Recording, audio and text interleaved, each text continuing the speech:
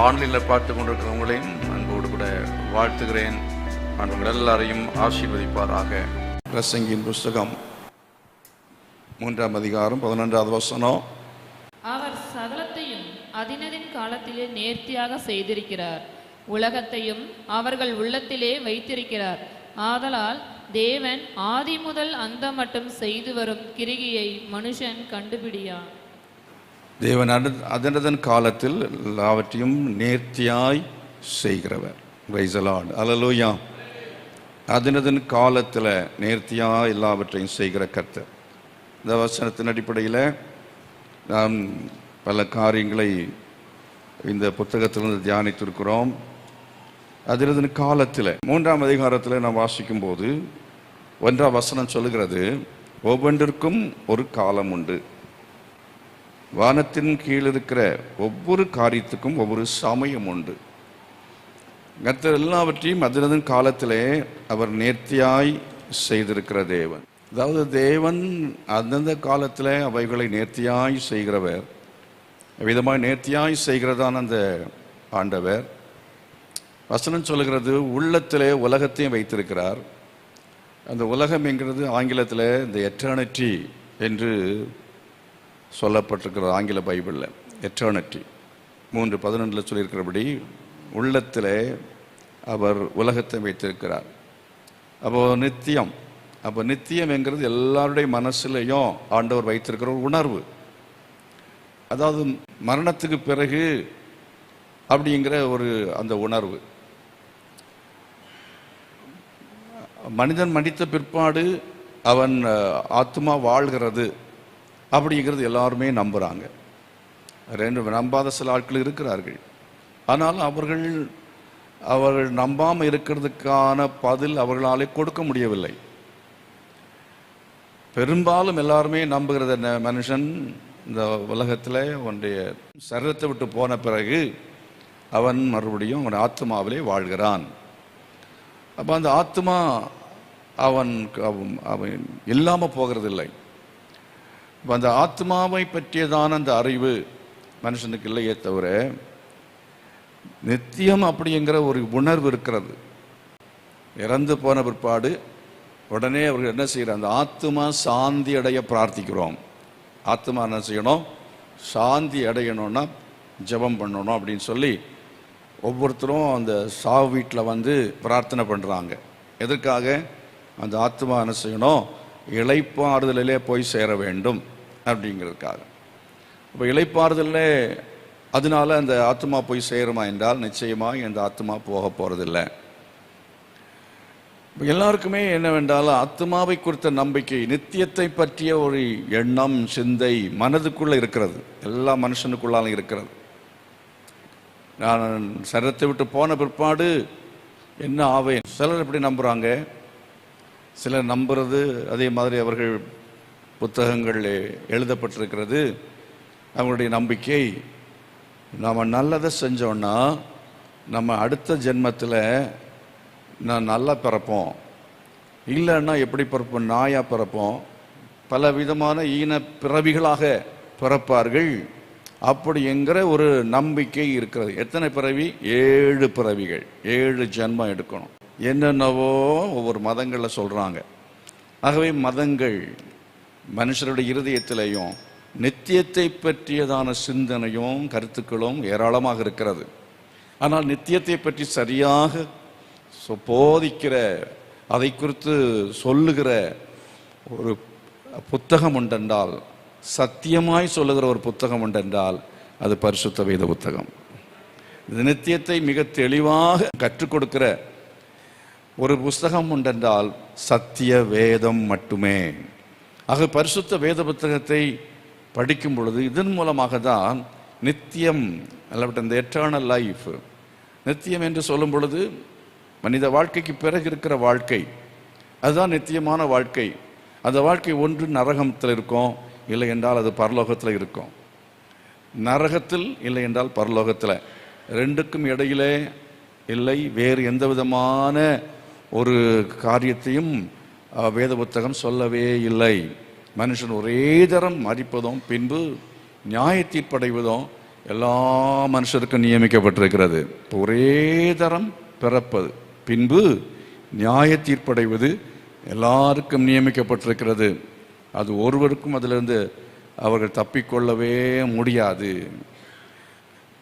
வேதத்தில் இன்னொரு வசனம், இதுக்கு இடையில நான் ஞாபகத்துக்கு வர்றதுனால சொல்கிறேன். எல்லா பாவங்களையும் ஆண்டவர் மன்னிப்பார். பாவ மன்னிப்பை பெற்றுக்கொண்டவன் பரலோகத்துக்கு செல்வான், பாவ மன்னிப்பை பெறாதவன் நித்திய நரகத்துக்கு செல்வான். பாவ மன்னிப்பை பெறாதவன் பெற்று ஞானஸ்தானம் எடுத்தால் கூட சிலருடைய பாவங்கள் நியாய தீர்ப்புக்கு என்ன செய்யும்? முந்திக் கொள்ளும். சிலருடைய பாவங்கள் நியாய தீர்ப்புக்கு பிந்திக் கொள்ளும். அப்படின்னு சொன்னால் என்ன? அதாவது நம்ம ரட்சிக்கப்பட்டு ஆண்டுடைய பிள்ளையா ஜீவித்தா நம்ம என்ன வேணாலும் பாவம் செய்யலாம், அதுக்கு பிறகு நம்ம ஆண்டவரை மன்னித்து கொள்ளும், மன்னியும் என்று சொல்லி ஜெபிக்கலாம். நல்லது, ஆண்டவர் மன்னிப்பார். நம்ம செய்கிறதான பாவங்கள் முதல்ல மன்னிப்பு கேட்கும்போது ஆண்டவர் மன்னிப்பார். மேற்கு கிழக்கு எவ்வளவு தூரமோ அவ்வளோ தூரமோ என்ன செய்வார்? அதை அவர் என்ன செய்வார்? விலக்குவார். நம்முடைய பாவம் நினைக்கவே மாட்டார். சமுத்திரத்தின் ஆழத்தில் போட்டு விடுவேன் என்று சொல்கிறார். அதுக்கு பிறகு அவர் நினைக்கவே மாட்டார். அவர் நினைக்காமல் இருக்கும்போது நீங்கள் நான் எது நினச்சிக்கிட்டு இருக்கணும்?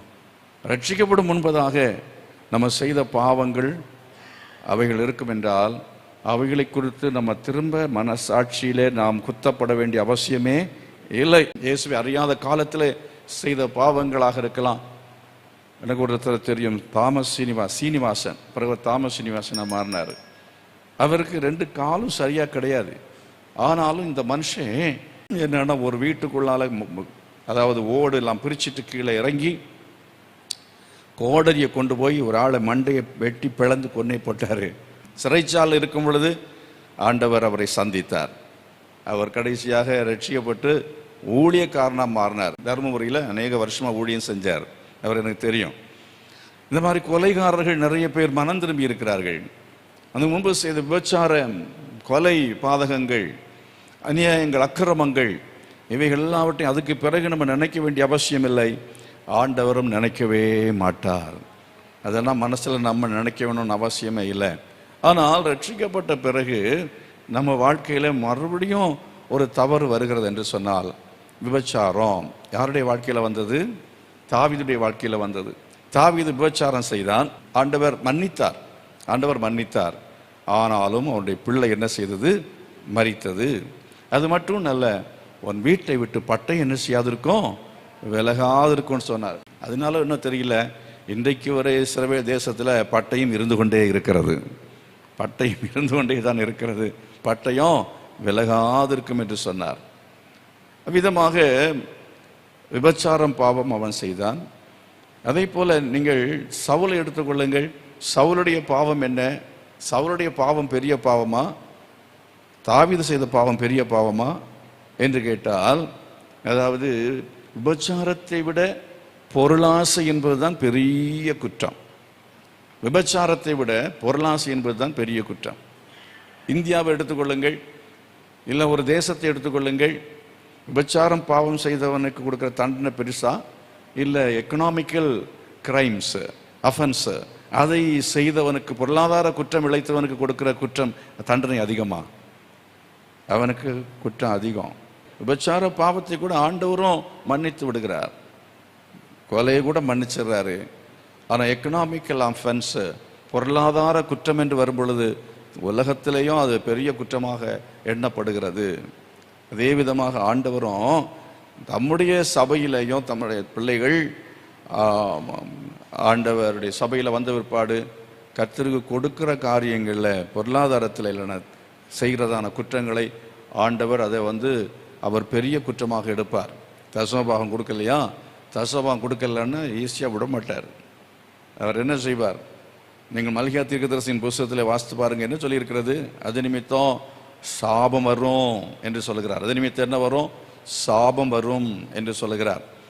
பொருளாதார விஷயத்தில் நம்ம ஏமாற்றலாம், வஞ்சித்து ஏதாவது பண்ணுவோம்.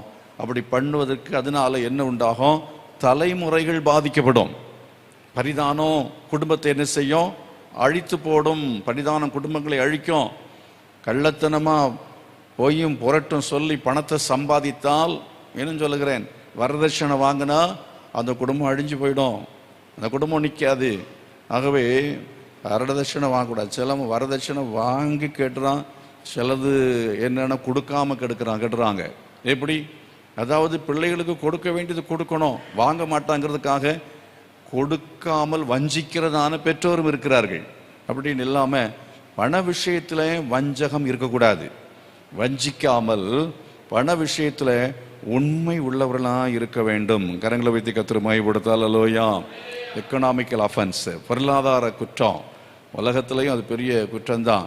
அது என்னன்னா ஒரு நாட்டுக்கு செய்கிற துரோகம் அப்படின்னு சொல்கிறாங்க. தேச துரோகம் சட்டம் அப்படிங்கிறது அது வரும். அப்போ தேச துரோகம் அப்படின்னாலே ஒருத்தன் பொருளாதார விஷயத்தில் அவன் செய்கிறது அந்த நாட்டையே சீர்குலைத்து போடும், அழித்து போடும். ஆகவே இது தேச துரோகம். அதே விதமாக தான் தேவனுடைய சபைக்கு விரோதமாக செய்கிற குற்றத்திலையும் ஒன்று என்னன்னா பொருளாதார குற்றம். ஒரு சபையில் இருக்கிறவன் அந்த சபையில் என்ன செய்யணும்? அந்த சபைக்கு உண்மையாக கொடுக்க வேண்டியவர்களை கொடுக்க வேண்டும். அந்த சபைக்கு விசுவாசிகள் கொடுக்கல அப்படின்னா அந்த எப்படி அந்த சபையில் பொருளாதாரம் வளரும், அந்த சபை எப்படி கட்டிடங்கள் எழுமோ, அந்த சபையில் எப்படி இடங்கள் விஸ்தரிக்கப்படும், எப்படி மற்ற காரியங்கள் நடக்காது. அது ஆண்டவருக்கு பயங்கரமான உக்கிர கோபத்தை உண்டாக்கும். அப்படினால பொருளாதார விஷயத்தில் நாம் கர்த்தருக்கு உண்மை உள்ளவர்களாக இருக்க ஆண்டவர் உதவி செய்வாராக. கரங்களை வைத்து கர்த்தரை மகிமைப்படுத்துவோம். ஹல்லேலூயா.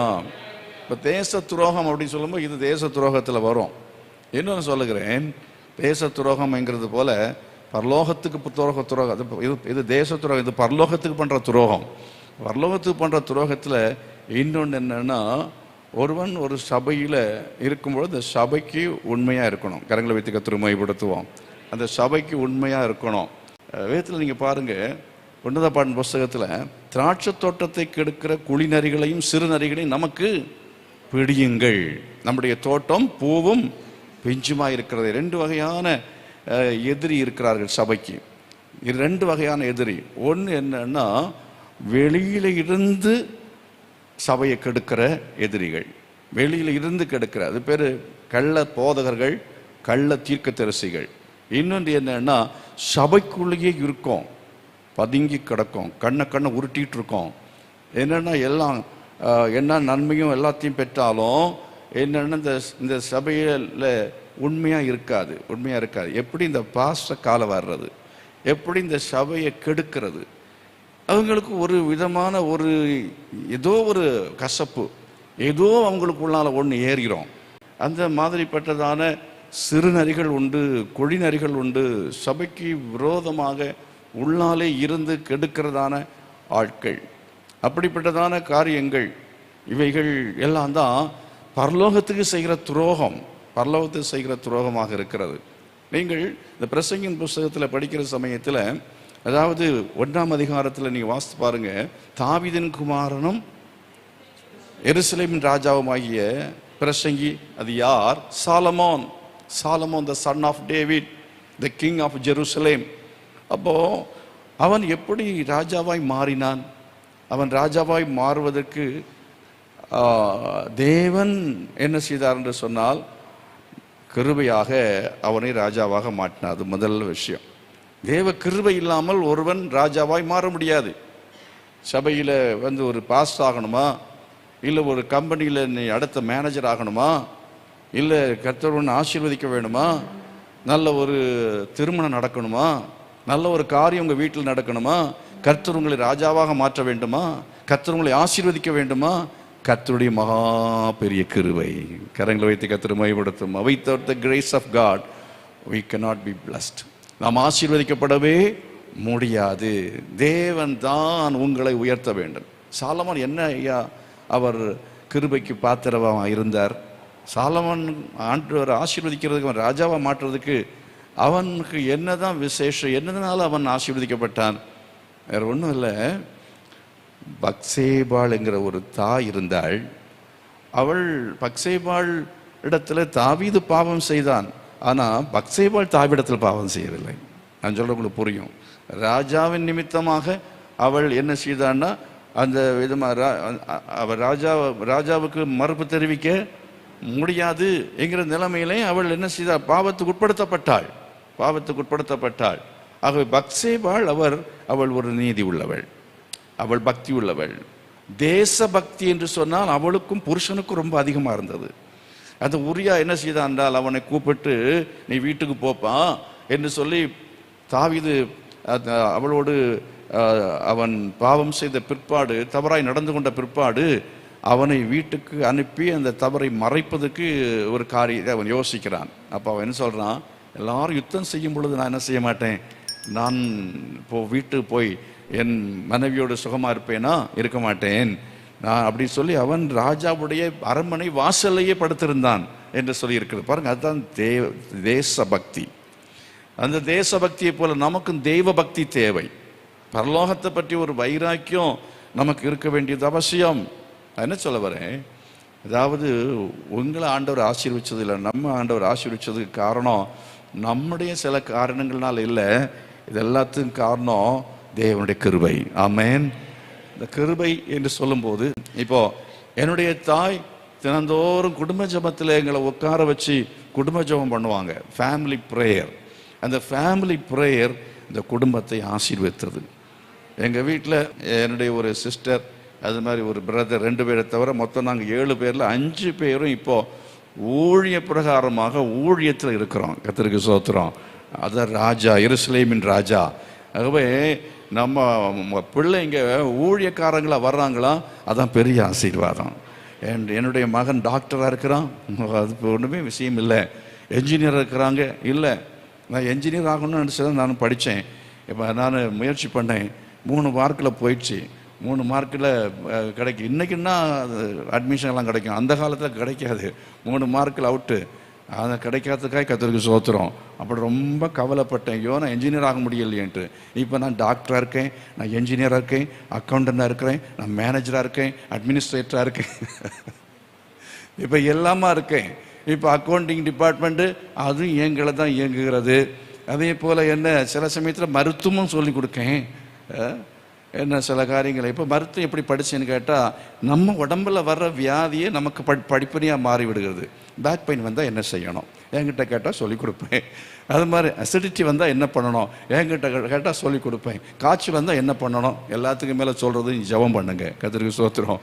அதுதான் பெரிய ஆலோசனை. அதனால ஆண்டவருடைய ஆசீர்வாதம், என்னுடைய தாய் அவங்களுடைய ஜெபம். எங்கள் அப்பா ஜெபம் பண்ணலையான்னு கேட்பீங்க. எங்கள் அப்பா அவர் கடைசியில் தான் ரட்சிக்கப்பட்டார்.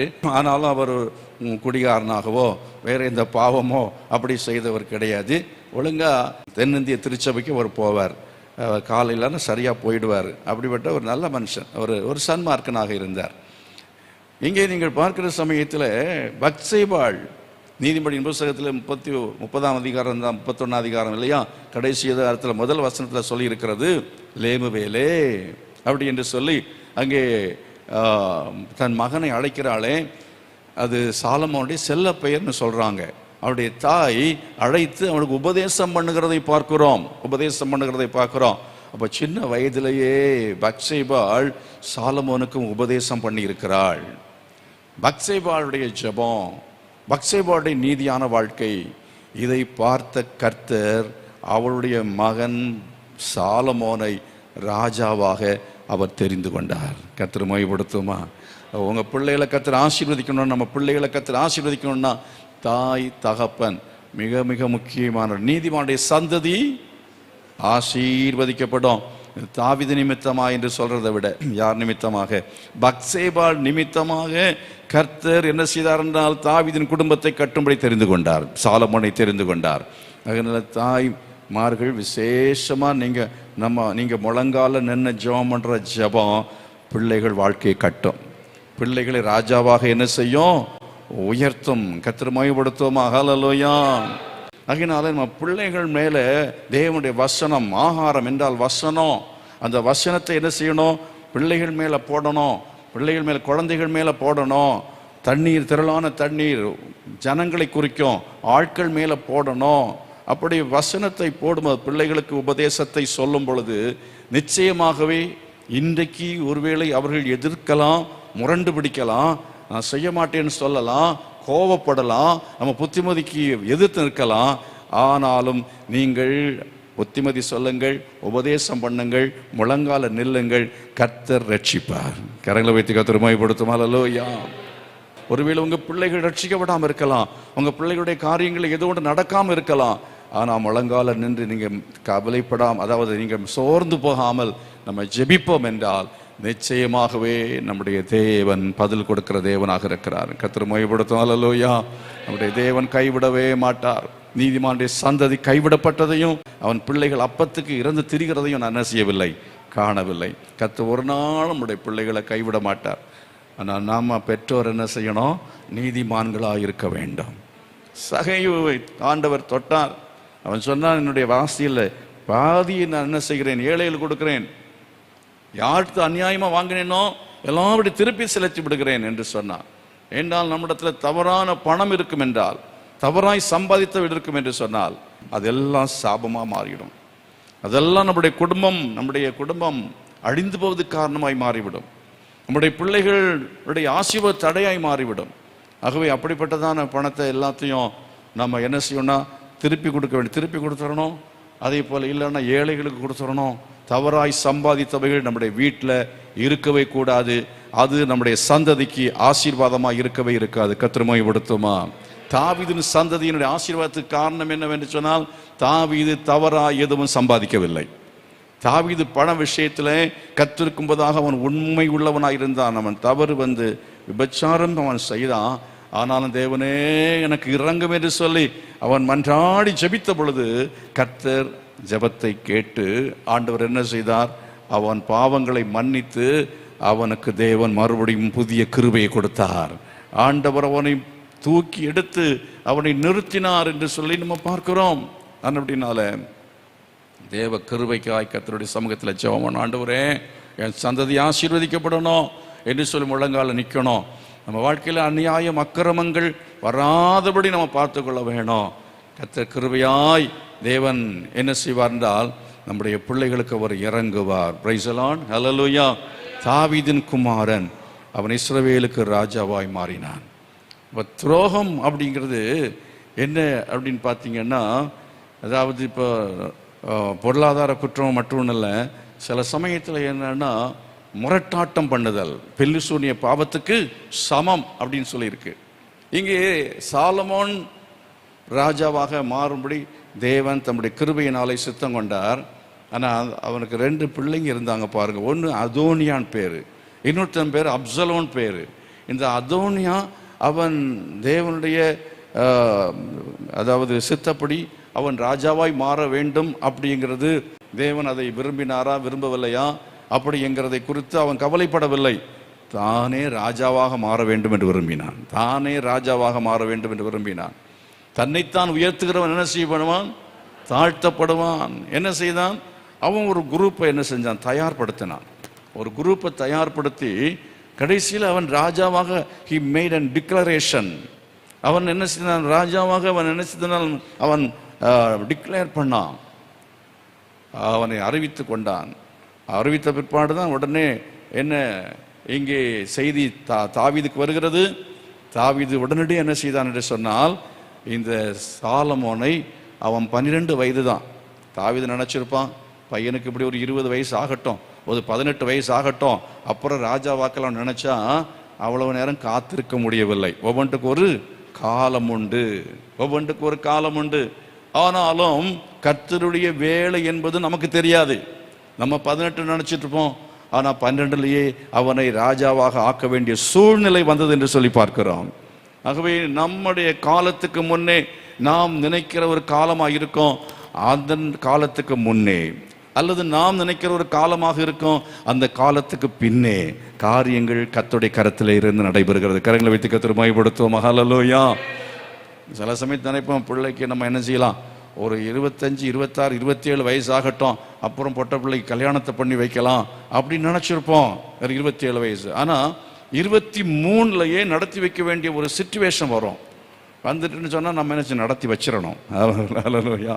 நம்ம தாமதம் பண்ணவே கூடாது. கர்த்தர் நம்ம நடத்துகிறார் அப்படின்னு சொன்னால் அதில் நம்ம அதை செய்யணும். நம்ம ஒரு காலத்தை தீர்மானித்து கொண்டு இப்படித்தான் நினைச்சிட்டு இருந்தோம்னா நம்ம தவறு செய்து விடுவோம். ஆகவே ஞானம் உள்ளவர்களாக இருக்க வேண்டும். காலத்தை குறித்து எப்படிப்பட்டவர்களாக இருக்க வேண்டும்? ஞானம் உள்ளவர்களாக இருக்க வேண்டும். வேதம் அப்படித்தான் சொல்கிறது. நீங்கள் என்ன செய்யுங்கள்? ஞானம் உள்ளவர்களாய் காலத்தை பயன்படுத்தி கொள்ளுங்கள். ஞானம் உள்ளவர்களாய் காலத்தை என்ன செய்யுங்கள்? பயன்படுத்தி கொள்ளுங்கள். காற்று உள்ள போதே என்ன செய்? தூற்றிக்கொள்ளணும். தமிழில் ஒரு பழமொழி உண்டு, காற்று உள்ள போதே தூற்றிக்கொள்ளுனா அர்த்தம் என்ன? சமயம், அதாவது சரியான அந்த சூழ்நிலைகளே, சந்தர்ப்பங்களிலே வாய்ப்பு வரும் பொழுது அந்த வாய்ப்பை பயன்படுத்திக்கொள். கர்த்தரை மகிமைப்படுத்துவோமா? அல்லேலூயா. அந்த சமயத்தில் இந்த இடம் வாங்குவதற்கான அந்த ஒரு சூழ்நிலை என்பது நமக்கு இல்லை என்றாலும் அமைந்தது. அதை என்னன்னா அது எப்படி அப்படின்னு சொல்லி ஒரு விசுவாசம் இல்லாத நிலைமையில் அந்த காரியத்தை செய்ய இறங்காமல் இருந்திருந்தா இந்த சிட்டிக்குள்ளே நமக்கு இடம் கிடைச்சிருக்குமா? கிடைச்சிருக்காது. அப்போ சிலருக்கு என்னன்னா ஞானமாய் செயல்பட மாட்டார்கள். என்னன்னா ஒரு 50 ரூபாயில் என்ன செய்வாங்கன்னா ஒரு பெரிய ஒரு ஆசீர்வாதத்தை கெடுத்துருவாங்க. ஒரு 50 ரூபாய் சரி பரவாயில்ல அது அப்படின்னு ஒரு தூர பார்வை இருக்கணும். கர்த்தரை மகிமைப்படுத்தும். அல்லேலூயா. ஒரு தூர பார்வையோடு வாய்ப்புகளை பயன்படுத்தி கொள்வதுதான் ஞானம். ஒரு காலத்தை செய்ய வேண்டியது செய்யாமல் விட்டுட்டோம்னா அதுக்கு பிறகு நம்ம அழுதாலும் என்ன செய்யாது?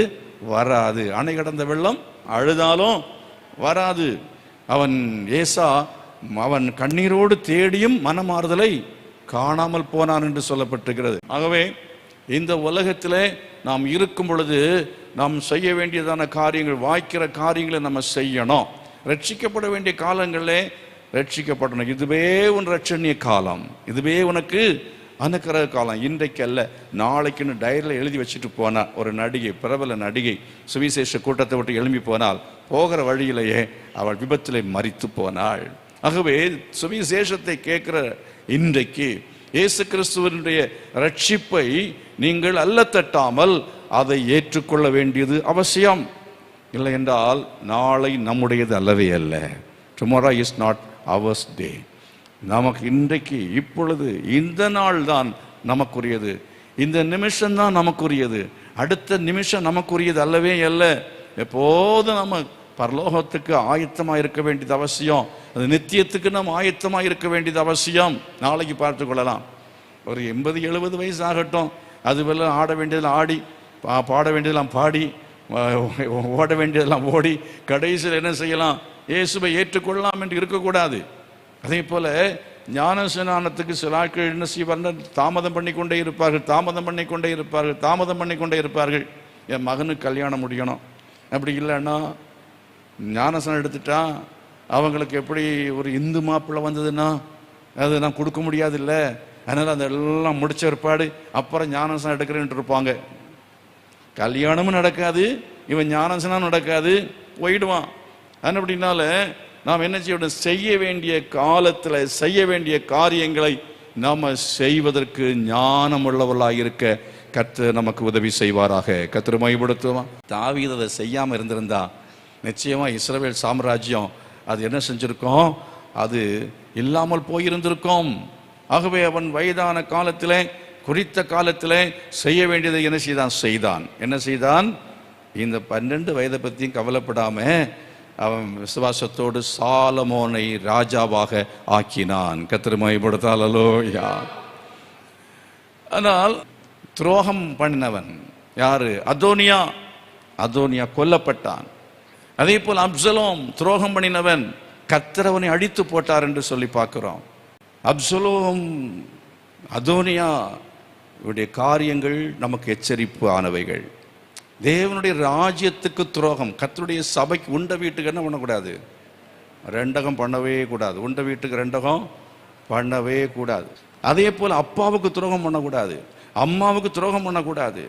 சிலர் வீட்டை வளர்த்து தானே கடா என்ன செய்யுது? மார்பில் பாய்கிறது மாதிரி எல்லாம் வளர்த்து நல்லா பண்ணியிருப்பாங்க. கடைசியில் என்னென்னா யாரையும் கூட்டிகிட்டு ஓடி போயிடும்.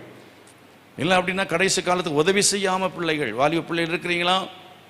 இல்லை நீங்கள் யாராக இருந்தாலும் சரி, உங்களுக்கு பெற்றோர் இருக்கிறாங்களா? அந்த பெற்றோருக்கு செய்ய வேண்டிய கடமைகளை செய்யணும். உங்கள் பெற்றோரை நேசிக்கணும், கடைசி வரையிலையும் வச்சு காப்பாற்றணும். டைம் எடுத்து ஸ்பெண்ட் பண்ணணும், அவங்களோட பேசணும், தொலைபேசியில் பேசணும், அவங்களோட என்ன செய்ய கொஞ்ச நேரத்தை நம்ம ஸ்பெண்ட் பண்ணணும். அப்படி இல்லை என்று சொன்னால் அந்த இரத்தப்பழியை கர்த்தர் நம்முடைய கையில் கேட்காம போக மாட்டார். அந்த பாவம் நமக்கு நம்முடைய சந்ததிக்கு இருக்கும். அதே போல் மனைவிக்கு துரோகம் பண்ணுதல், அதே போல் நம்ம பிள்ளைகளுக்கு துரோகம் பண்ணக்கூடிய காரியங்கள் உண்டு. அதே போல் கணவனுக்கு துரோகம் பண்ணக்கூடிய காரியங்கள் உண்டு. 2 பிள்ளைகள் இருந்தாங்கன்னா 2 பிள்ளைகளையும் சரியாக நேசிக்கணும். 2 பிள்ளைகளுக்கும் சரியாக என்ன செய்யணும், அதாவது உங்கள் சொத்துக்களை பங்கு போட்டு கொடுக்கணும். ஒருத்தருக்கு நிறைய கொடுக்கறது, ஒரு ஆளுக்கு கம்மியாக கொடுக்கறது துரோகம். ஒரு குழந்தைக்கு துரோகம் பண்ணக்கூடாது. அப்படிலாம் செய்கிறவர்கள் அவங்க நித்தியத்தை அவர்கள் பரலோகத்தில் அவங்க அனுபவிக்க முடியாது என்று நான் நம்புகிறேன். இந்த உலகத்தில் அப்படிப்பட்டதான். அதுதான் மரணத்துக்கு ஏதுவான பாவம். மரணத்துக்கு ஏதுவான பாவம். அதை வேண்டிக் கொள்ள சொல்ல மாட்டேன் அப்போஸ்தலனாகிய பவுல் சொல்றாரு. மரணத்துக்கு ஏதுவான பாவம் உண்டு, மரணத்துக்கு ஏதுவல்லாத பாவமும் உண்டு. வேத புத்தகத்தில் சில பாவங்கள் அது மன்னிக்கப்படவே இல்லை. ஆகவே நாம் என்ன செய்ய வேண்டும் என்று சொன்னால், நாம் தேவனுடைய சபைக்கு உண்மை உள்ளவர்களாக இருக்கணும். தேவ ராஜ்யத்துக்கு உண்மை உள்ளவர்களாக நாம் இருக்க வேண்டியது அவசியம். ஏன் தெரியுமா? that is the ultimate purpose of God.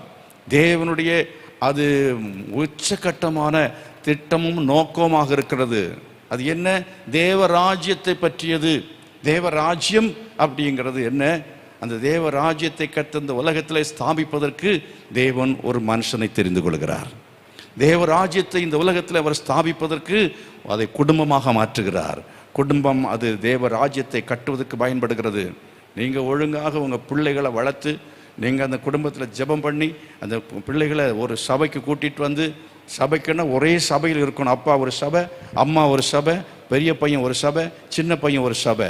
இந்த மாதிரிப்பட்ட அலங்கோலங்கள் நடக்காதபடிக்கு கவனமாக இருக்கணும். கரங்களை வைத்து கர்த்தரை மகிமைப்படுத்தினால் அல்லேலூயா. அப்படி ஒருவேளை இருக்கும் என்றால் தேவ சமூகத்தில் முழங்கால் போட்டு உபவாசம் பண்ணி ஜெபம் பண்ணி, ஆண்டவரே நானும் என் வீட்டாரும் என்றால் கர்த்தரையே சேவிப்போம். கர்த்தரையே சேவிப்போம்னா ஒரே சபையில் சேவிப்போம். கர்த்தரை மகிமைப்படுத்தினால் அல்லேலூயா. அந்த விதமாக நம்ம குடும்பத்தில் என்ன செய்யணும்? குடும்பத்தை கர்த்தர் அதுக்காக தெரிந்து கொண்டார். அது மட்டும் சபையை கர்த்தர் எதுக்காக தெரிந்து கொண்டிருக்கிறார்? சபை என்பது சைக்காலஜி படித்து கொடுக்கறதுக்கு அல்ல. சபை என்பது ப்ராஸ்பரிட்டி, எப்படி நீங்கள் ஆசீர்வதிக்கப்படுவது என்பதை சொல்லிக் கொடுப்பதற்கு அல்ல. ஃபைனான்சியலாக உங்களுக்கு ஆலோசனை கொடுக்கிற ஒரு இடம் அல்ல. சபை என்பது ஒரு மருத்துவமனை அல்ல. சபை என்பது உங்களை பரலோகத்துக்கு கொண்டு போகிற பள்ளிக்கூடமாக இருக்கிறது. ஹல்லேலூயா. நித்தியத்துக்கு வழிநடத்தக்கூடியதான ஒரு இடம். அதனால தான் யாக்கோபு என்ன செய்தான் என்றால், அவன் சொப்பனம் கண்டான். யாக்கோபு கண்ட சொப்பனத்தில் ஒரு ஏணி வைக்கப்பட்டிருந்தது. அந்த ஏணியில் ஏறுகிறவர்களும், அதாவது ஏறுகிறவர்களும் இறங்குறவர்களுமாய் இருந்தார்கள் என்று சொல்லி அவன் அங்கே சொப்பனத்தை பார்த்தான். அப்புறம் சொல்லுகிறான், இந்த இடம் மகா பயங்கரமாக இருக்கிறது. இதில் கர்த்தர் இங்கே இருக்கிறார், இது அறியாமல் இருந்து என்று சொல்லி அந்த இடத்துக்கு தேவனுடைய வீடு, அதாவது பெத்தேல் என்று பெயர் போட்டான்.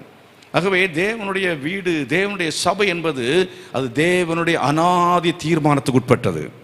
அது அனாதி, it is the eternal plan of God. தேவனுடைய அந்த நித்தியமான திட்டம். அவர் உலகம் தோன்றும் முன்பதாகவே அவர் கிறிஸ்துவுக்குள் கொண்டிருந்த அனாதி தீர்மானத்தின்படியே அவர் என்ன செய்தார் என்று சொன்னால், நம்மை தெரிந்து கொண்டார். நம்மை என்றால் தேவனுடைய சபையாகிய நம்மை தெரிந்து கொண்டு கர்த்தர் நம்மை பரிசுத்தம், அன்பில் பரிசுத்தம் உள்ளவர்களும் குற்றமற்றவர்களுமாக இருப்பதற்காக நம்மை அவர் சபையில் வைத்து நம்மை அவர் ஆயத்தப்படுத்தி கொண்டே இருக்கிறார். ஹல்லேலூயா. நம்மை பரிசுத்தவான்களாக்கி கொண்டிருக்க கரை திரையற்ற பரிசுத்த சபையாக அவர் சபைக்குள்ளே நம்மை ஆக்கி கொண்டிருக்கிறார். அதனால சபைக்குள்ள அனன்யாக்கள் இருக்கக்கூடாது, சபைக்குள்ள சப்பிராக்கள் இருக்கக்கூடாது, சபைக்குள்ளால தியோத்திரேப்புகள் இருக்கக்கூடாது. தியோத்திரேப்பு வேதத்தில் சொல்லப்பட்டிருக்கு பாருங்க. அதாவது கண்ணனாகி அலெக்சாந்தர் இப்படி தேவனுடைய சபைக்கு விரோதமாய் கிடக்கிற குழிநரிகள், இவைகளெல்லாம் சபை விட்டு அகற்றப்பட வேண்டும். கரங்களை வச்சு ஜெபம் பண்ணி கேளுங்க. ஆண்டவரே, குழிநரிகள் போனோப்பா, சிறுநரிகள் போனோம் ஆண்டவரே. சபைக்கு உண்மை உள்ளவர்களை கர்த்தர் எழுப்புவீராக, உண்மையுள்ள ஆட்களை எழுப்புவீராக, உண்மையாய் ஊழியம் செய்கிறவர்களை எழுப்புவீராக, உண்மையான விசுவாசிகளை எழுப்புவீர்களாக, உண்மையாய் ஜெபிக்கிறவர்களை எழுப்புவீராக என்று சொல்லி தேவ சமூகத்தில் ஜெபம் பண்ணோம். ஒன்றும் கொடுக்காட்டாலும் பரவாயில்ல, சபைக்கு கொடுக்கணுங்கிற அவசியம் பெரிய விஷயம் அல்ல. உண்மையாக ஒழுங்காக இருந்தால் போதும். கற்றுருவோம். என்ன, குழி தோண்டாமல் இருந்தாலே போதும், குழி பறிக்காமல் இருந்தாலே போதும், சபை தானாகவே வளரும். எத்தனை பேர் ஆமென் சொல்றீங்க? ஹல்லேலூயா. சத்தமாக கர்த்தரை மகிமைப்படுத்துவான். ஆக ஒவ்வொரு காரியத்தையும் என்ன செய்யணும்னா பார்த்து செய்யணும். ஒவ்வொரு விசுவாசிகளுக்கும் பொறுப்பு உண்டு. நீங்கள் தேவ ராஜ்யத்தின் புத்திரர், the sons of the kingdom of God. தேவ ராஜ்யத்தின் புத்திரர் என்பதை மறந்து போகக்கூடாது. நீங்கள் தேவ ராஜ்யத்தின் அங்கம், the citizens of the heaven. பரலோக ராஜ்யத்தினுடைய நீங்கள் யாரு? குடியுரிமை பெற்றவர்கள். அப்படின்னா இந்திய தேசத்தின் குடியுரிமை பெற்றதான நான் இங்கே நான் உட்காந்து நல்லா சாப்பிட்டுட்டு ஒரு வேலையும் செய்ய மாட்டேன், நான் சோம்பேறியாக இருப்பேன் அப்படின்னு சொன்னால் அந்த நாடு உருப்படாது. ஆகவே ஆண்டவர் உங்களை ஒரு டாக்டரை வச்சா டாக்டராக வேலை செய்யணும், ஒரு வக்கீலை வச்சா வக்கீலாக வேலை செய்யணும். எந்த விதத்தில் தேவன் தேசத்தில் உங்களை வைத்திருக்கிறாரோ அந்த நிலைமையிலே தேசத்தில் இருந்து தேசத்துக்கு தேவையான தேச கடமை ஒன்று உண்டு. தேச கடமை. ஆகவே தேசத்துக்கான ஒரு கடமையை நாம் செய்யணும். ஒரு தெருவு அழுக்காக இருந்தால் தெருவு அழுக்கு என்கிறது நம்ம சொல்லிட்டு போயிட்டு திட்டிகிட்டு இருக்கக்கூடாது. எடப்பாடியார் சரியில்லை, இல்லை ஸ்டாலின் சரியில்லை, அப்புறம் மோடி சரியில்லை, இப்படின்னே சொல்லிட்டு இருக்கக்கூடாது. நாங்கள் ஒரு பிரதர் அப்படி திட்டுவார். நான் சொல்லுவேன், பிரதர் உங்கள் வீடை உங்களால் முதல்ல என்ன செய்யுங்க, உங்கள் வீட்டையே சரிப்படுத்த உங்களால் ஆட்சி செய்ய முடியுதா? நான் கேட்பேன். நம்ம கேம்பஸையே என்னால் கண்ட்ரோல் பண்ண முடியல, அப்படின்னா தமிழ்நாடு முழுசும் ஆட்சி செய்கிறதான ஸ்டாலினை குறை சொல்ல முடியுமா? இல்லை ஒரு மோடியை குறை சொல்ல முடியுமா? இந்த அளவுக்கு நாட்டை இந்த அளவுக்கு அவன் கொண்டு போகிறதுக்காக கர்த்தரை ஸ்தோத்திரம் பண்ணணும். அல்லேலூயா. அதெல்லாம் நம்ம ஜபந்தான். கர்த்தருக்கு ஸ்தோத்திரம். கிறிஸ்தவர்கள் இருந்து ஜபம் பண்ணுறதுனால ஆண்டவர் தேசத்தை என்ன செய்கிறார்? ஆசீர்வதிக்கிறார். அதனால் குறை சொல்கிறத விட்டுட்டு முழங்கால் போட்டு ஜபம் பண்ணணும். அது சரியில்லை, இது சரியில்லை, கண்ணை உருட்டிகிட்டே இருக்கக்கூடாது. கர்த்தருக்கு ஸ்தோத்திரம். அல்லேலூயா. என்ன செய்யணும்னா உண்மையா கர்த்தருடைய சபையில் விளையாடக்கூடாது. கர்த்தருடைய சபையில் எந்த சபை எல்லா சபை இந்த சபைன்னு இல்லை, கர்த்தருடைய சபை எங்கும் என்ன செய்ய இருக்கிறது, வியாபித்து இருக்கிறது. எந்த சபையில் கர்த்தர் வச்சிருக்கிறாரோ அந்த சபையில் அலைகளை போல அடிபட்டு அலையாமல் அப்படின்னு சொன்னால் இன்னைக்கு ஒரு சபை நாளைக்கு ஒரு சபை ஓடிட்டு நடக்கூடாது. ஒரு சபையில் நிரந்தரமாக இருப்பதுதான் உங்களுக்கு ஐக்கியத்தை கொடுக்கும். அதைத்தான் நீங்கள் பிரசங்கின் புஸ்தகத்தில் படி, இதெல்லாம் பிரசங்கின் புஸ்தகத்தில் நான் பேசுகிறேன். பிரசங்கின் புஸ்தகத்தில் பார்க்குற சமயத்தில் 15 விஷயங்கள் சொன்னனே, அதில் ஒன்று அர்த்தமுள்ள வாழ்க்கைக்கு ஒரு விஷயம் என்னன்னா ஐக்கியமாய் வாழுகிற வாழ்க்கை, த ஃபெலோஷிப். நீங்கள் 4ஆம் அதிகாரத்தில் படித்து பாருங்கள், 9ஆம் வசனம். ஒன்றியா இருப்பதிலும் இருவர் கூடியிருப்பது நலம். அவர்களுடைய பிரயாசத்தினாலே அவர்களுக்கு நல்ல பலன் உண்டாகும். அப்போ ஒரு சபையில் இருந்தால் தான் உங்களுக்கு ஃபெலோஷிப் கிடைக்கும். ஒவ்வொரு சபையாக போயிட்டு இருந்தால் என் பிள்ளைகளுக்கு நான் சொல்லுவேன் என்னன்னா, நீ ஒரு ஊரில் போனேன்னா நீ என்ன செய், 4 சபைக்கு போ, 4 சபையில் போய் பாரு. அந்த 4 சபையை 10 சபைக்கு போ. நீ ஒவ்வொரு வாரம் ஒரு சபைக்கு போகிறது என்ன செய், நீ முதல்ல செய்யலாம். பார்த்துட்டு அந்த 10 சபையில் ஒரு சபையை நீ சூஸ் பண்ணணும். சூஸ் பண்ணிவிட்டு அந்த சபைக்கு போகணும். இந்த 10 சபைக்கு போகும்போது நீ 10 சபைக்கு அட்ரஸ் கொடுக்காத. அட்ரஸ் கொடுத்தா 10 பேர் வந்து நிற்பான். 10 பேர் வந்து நிற்பா, எல்லாம் தலையை பிச்சுக்கணும். அப்புறம் அவ்வளோதான். அப்புறம் என்ன, ஒரு சபையை தெரிந்து கொண்டு அந்த சபையில் போய் அங்கத்துவனாக மாறணும். அந்த சபையில் போய் என்ன செய்யணும், அறிமுகப்படுத்தணும். அந்த சபையில் நீ போய் என்ன செய்யணும்னு சொன்னால், நான் ஏதாவது செய்யணுமா அப்படின்னு கேட்கணும்னு அவசியம் இல்லை. நீ பார்த்தாலே தெரியும் இந்த காரியம் சரியில்லை, இதை நம்ம செய்வோம். நம்ம ஒரு காரியத்தை செய்வோம். பணம் மட்டும் அல்ல, பணம் கொடுக்கறதுனால ஒன்றும் பெருசாக நடக்கும். ஆனாலும் ஹியூமன் ரிசோர்ஸ் நம்ம நாட்டில் வந்து நிறைய பொண்ணும் எல்லாம் இருக்குது. அது எல்லாத்தோட பெரிய வளம் என்ன தெரியுமா? ஹியூமன் ரிசோர்ஸ், மனித வளம். அமெரிக்காக்காரன் ஏன் நம்மளை கூப்பிட்றான்? மற்ற நாடுகள்லாம் ஆட்கள் இல்லை. ஆகவே என்ஜினியர்ஸ் எங்களுக்கு வேணும், வாங்க டாக்டர்ஸ் வாங்க, என்ஜினியர்ஸ் வாங்க அப்படின்னு சொல்ல காரணம் என்ன?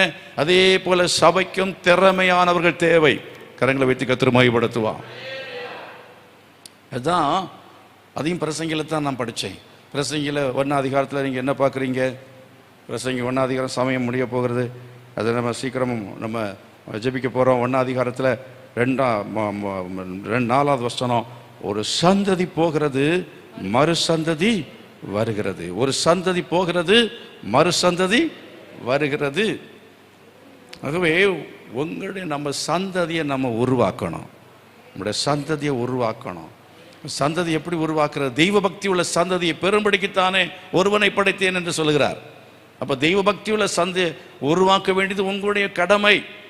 உங்கள் பிள்ளைங்க எங்கேயோ போட்டோம், பரவாயில்ல, நான் சபைக்கு போகிறேன், இல்லை நானும் என் வீட்டாரும் என்றால் கர்த்தரையே ஒரு சபையில் சேவிப்போம். அல்லேலூயா.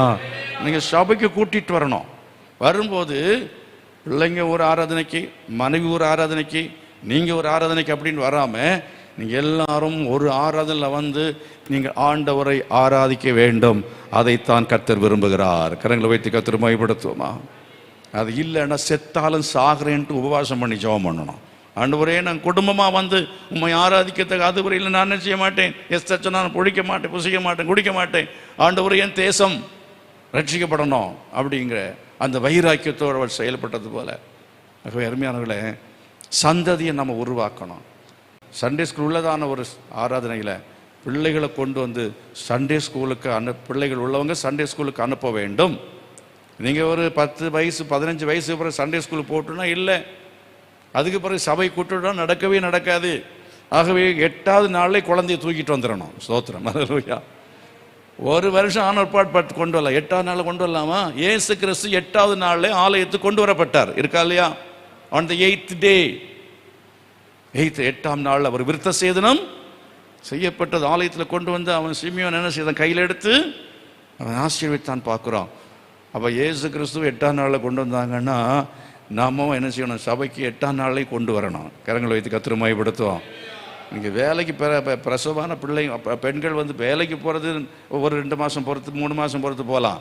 ஆனால் ஆலயத்துக்கு வர்றதுக்கு இதுக்கு சம்மந்தம் வேணும். ஆலயத்தில் வந்து நீங்கள் வேற ஒன்றும் பண்ண போகிறதுல வந்து ஆண்டவரை ஆராதிப்பது ஆசீர்வாதம், அந்த பிள்ளைகளுக்கு ஆசீர்வாதம். அந்த பிள்ளைகள் வந்து வீட்டில் பாட்டு சத்தம் கேட்கணும், சினிமா சத்தம் கேட்கக்கூடாது, சினிமா பாட்டு சத்தம் கேட்கக்கூடாது. ஆவிக்குரிய பாடல் கேட்கணும், ஆவிக்குரிய வசனத்தை கேட்கணும். சபையில் வந்தால் அந்த பிள்ளைகளை கொண்டு வந்துட்டு அந்த பிள்ளையை கொண்டு போய் வெளியில் அப்படியே சுற்றிட்டு இருக்கக்கூடாது. சிலர் என்ன பண்ணுவாங்கன்னா அதை ஊட்டிக்கிட்டே நடப்பாங்க, வெளியே சுற்றிக்கிட்டே நடப்பாங்க. நான் என்ன சொல்லுவேன்னா, ஆலயத்தில் எங்கள் பின்னால் ஒரு ஓரத்துலையாவது உட்காரணும். கர்த்தரை மகிமைப்படுத்துவோம். நம்முடைய வாசஸ்தலத்தில், நம்முடைய ஆலயத்தில், அதாவது அடைக்கலான் குருவிக்கும் தகலான் குறிக்கும் ஒரு கூடு கிடைத்ததே. ஆமே, உட்கார ஒரு இடம் கிடைச்சதே, இங்கே ஊழியம் செய்ய ஒரு வாய்ப்பு கிடைத்ததே. ஆமேன், அல்லேலூயா. கீபோர்டு போட ஒரு வாய்ப்பு கிடைத்ததே, அங்கே உட்கார ஒரு வாய்ப்பு கிடைத்ததே. எத்தனை 7 ஆராதனைகளுக்கு ஒவ்வொன்றும் ஒருத்தர் கற்று கொடுத்துருக்கிறாரே, அதுக்காக நம்ம என்ன செய்வோம்?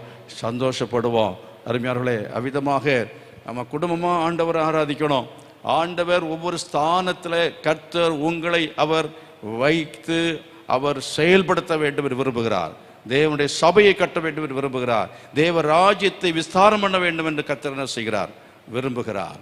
நல்ல கவனி. கடைசியாக நான் சொல்லி முடிக்க வேண்டிய நேரத்தில் வந்து வருது.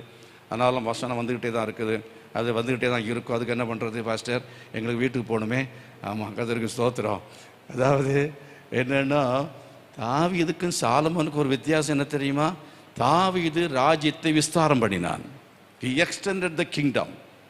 He extended the kingdom of God. தேவ ராஜ்யத்தை விஸ்தாரம் பண்ணினான். அர்த்தம் உலகத்தை முழுவதும் தாவீதை கொண்டு, தாவீதினுடைய சந்ததியை கொண்டு ஆண்டவர் ராஜ்யத்தை ஸ்தாபிக்க வேண்டும் என்று கர்த்தர் விரும்பினார். அதுக்காக தாவீது தெரிந்து, ஆனாலும் தாவீது தன் கடமையை செய்தான், யுத்தங்களை செய்து அவன் என்ன செய்தான்? அவன் ராஜ்யத்தை விரிவுபடுத்தினார். இன்றைக்கு இருக்கிற இஸ்ரவேல் அல்ல, அன்றைக்கு சாலமாக இருந்தது. ஆனால் சாலம் என்ன பண்ணான் தெரியுமா? 1000 பொண்டாட்டி கல்யாணம் பண்ணி வச்சு நல்லா என்ன செஞ்சான்? ஆடிக்கிட்டு இருந்தான். நான் வீட்டை கட்டினேன்னா, நான் தோட்டத்தை நாட்டினேன்னா, தேவ ராஜ்யம் விஸ்தாரமாக்கப்படவில்லை. The kingdom was not extended. தேவ ராஜ்யம், அதாவது இஸ்ரவேல் ராஜ்யம் தேவ ராஜ்யத்துக்கு சமம், தேவனுடைய ஆளுகைக்கு உட்பட்ட இடம். அதை அவன் விஸ்தாரமாக்கவில்லை. There was a stagnation. அப்படியே தான் இருந்துச்சு. அப்பா வச்சுட்டு போன அப்படியே காப்பாற்றணும், அவ்வளோதான். No development. நீங்கள் சபைக்கு வந்தது மாதிரி இருக்கக்கூடாது, உங்களை நீங்கள் டெவலப் பண்ணணும். கர்த்தரை மகிமைப்படுத்துவோம். அப்படியே இருக்கக்கூடாது. அப்பா காலத்தில் உள்ளது மாதிரி அடுத்த பிள்ளைகளுடைய காலத்தில் வீடு இருக்கக்கூடாது. வீட்டை டெவலப் பண்ணுங்க, உங்களுடைய அறிவை வளர்த்து கொள்ளுங்கள். ஆகவே திறமையை நாம் வளர்த்து கொண்டே இருக்க வேண்டும். கரங்களை வைத்து கர்த்தரை மகிமைப்படுத்த. அல்லேலூயா. கர்த்தருடைய சபையில் இருந்தாலும் சரி, வீட்டில் இருந்தாலும் சரி, நம்ம இருக்கிற அலுவலகத்தில் இருந்தாலும் சரி, அப்டேட் நம்ம அப்டேட் பண்ணிக்கொண்டே இருக்க வேணும். கர்த்தர் கிருபை செய்வாராக. கரங்களை வைத்து ஆண்டு மகிமைப்படுத்துவோமா?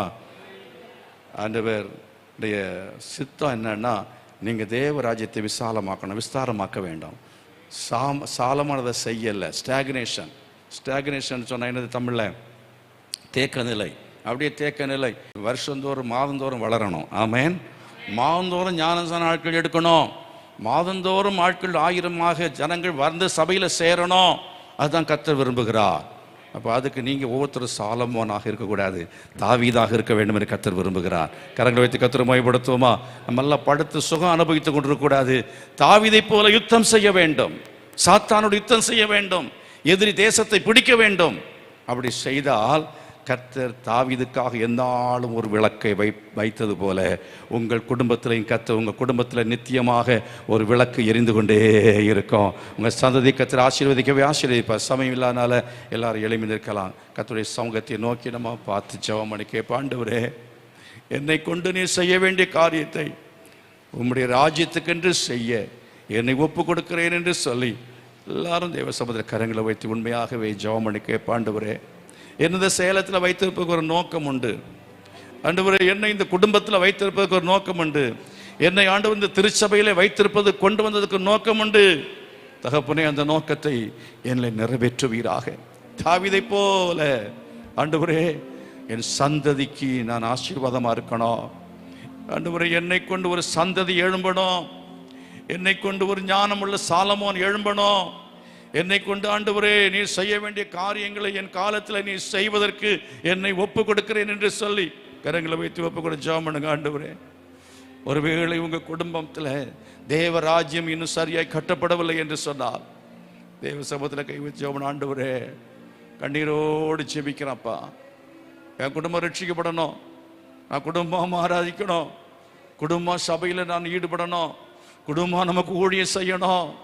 இந்த சபையில் நான் ஒரு நல்ல ஒரு அங்கத்தினராக இருக்கணும். ஆண்டவரே, நமக்கு என்ன சேவை செய்யணும். ஆண்டவரே, நீ கொடுத்த இந்த சபையில் எல்லாவற்றையும் அனுபவித்து கொண்டு சாலமோனை போல சுகபோகமாய் நான் இருந்து விடக்கூடாது. நான் தாவீதை போல சத்துருவோடு யுத்தம் செய்யணும். சத்துருக்களின் எல்லா விதமான திட்டங்களையும் முறியடிக்கணும். சத்துருவின் ராஜ்யங்களை நான் பிடிக்கணும். தேவ ராஜ்யத்தை ஆண்டவரே நான் விஸ்தாரமாக்க வேண்டும். இந்த சேலத்தை உமக்கு சொந்தமாக்க வேண்டும். இந்தியா உமக்கு சொந்தமாக வேண்டும். அதற்காக என்னென்ன காரியங்களை நான் செய்ய வேண்டுமோ அவைகள் அவற்றை செய்வதற்காக ஒப்பு கொடுக்கிறேன் என்று சொல்லி தேவ சமூகத்தில் கரங்களை வைத்து எல்லாம் சொல்லுங்க. ஹல்லேலூயா, glory to God. உமக்கு ஸ்தோத்திரம். உமக்காகத்தானே ஐயா உயிர் வாழுகிறேன் என்று சொல்லி எத்தனை பேர் சொல்றீங்க? உமக்காகத்தான் ஆண்டவரே, என் மனைவிக்காக அல்ல, என் கணவனுக்காக அல்ல, என் பிள்ளைங்களுக்காக அல்ல, யாருக்காகவும் அல்ல, உமக்காகவே நான் வாழுகிறேன். ஓ, உமக்காக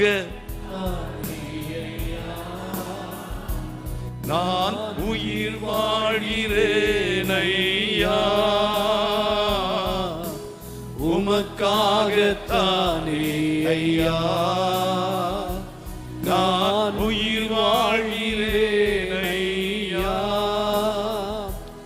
இந்த உடலும் உள்ளமெல்லாம் அன்பர் உமக்காகத்தானே ஐயா. இந்த உடலும் உள்ளமெல்லாம் அன்பர் உமக்காகத்தானே ஐயா.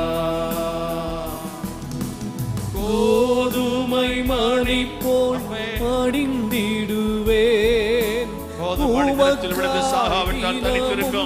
பலன் கொடுக்கும். கோதுமை மணி போல் பணிந்திடுவேன். உமக்காய் தினமும் பலன் கொடுப்பேன். அவமானம் நிந்தை சிலுவைதனை, அவமானம் நிந்தை சிலுவைதனை அனுதினம் உமக்காய் சுமந்திடுவேன்.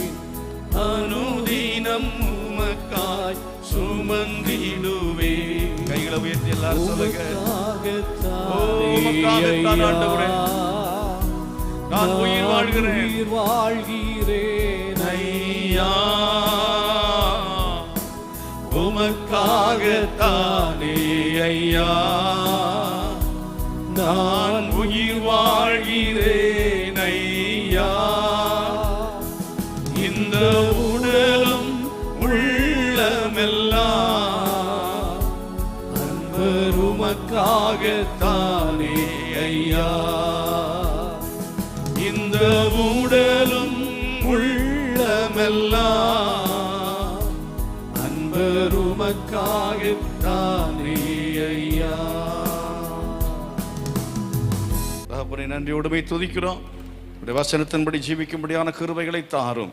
கேட்குள்ளாய் மாத்திரமல்ல, நாங்கள் செய்களாய் மாற உதவி செய்ய வேண்டும் என்று ஜெபிக்கிறேன். உம்முடைய ராஜ்யம் வருவதாக, உம்முடைய நாமம் பரிசுத்தப்படட்டும் ஆண்டவரே, உம்முடைய சித்தம் நிறைவேறட்டும். எங்களுக்கு வேண்டிய ஆகாரத்தை நீங்களுக்கு கட்டளையிடும்படி நாங்கள் ஜெபிக்கிறோம். உம்முடைய நாமத்துக்கு மகிமையாய் ஜீவிக்கங்களை நீர் பலப்படுத்தும். இயேசுவின் நாமத்தில் பிதாவே, ஆமென். நம்முடைய கர்த்தராயிருக்கிற இயேசு கிறிஸ்துவின் கிருபையும் பிதாவாகிய தேவனுடைய அன்பும் பரிசுத்த ஆவியானுடைய அந்யோன்யக்கும் சமாதான பாதுகாவலும் நம் அனைவரோடு சகல பரிசுத்தவான்களோடு கூட இன்று என்றைக்கும் நிலைத்திருப்பதாக. ஆமென். God bless you. கர்த்தர் எல்லாரையும் ஆசீர்வதிப்பாராக.